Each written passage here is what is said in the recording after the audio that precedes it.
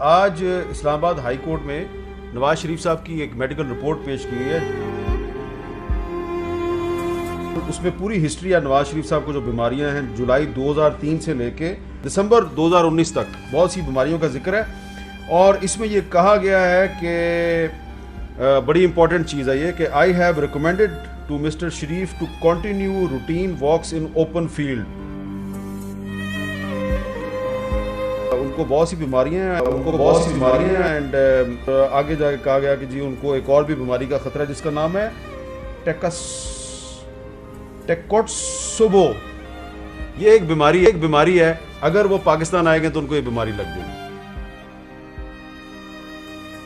आपको बताएं तो शाखाना केस में साबिक वजीर आजम नवाज शरीफ को इश्तिहारी करार दे दिया गया है।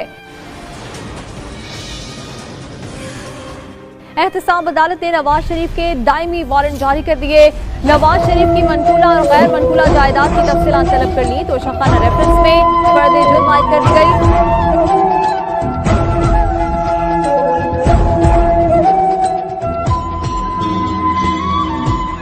एक मिनट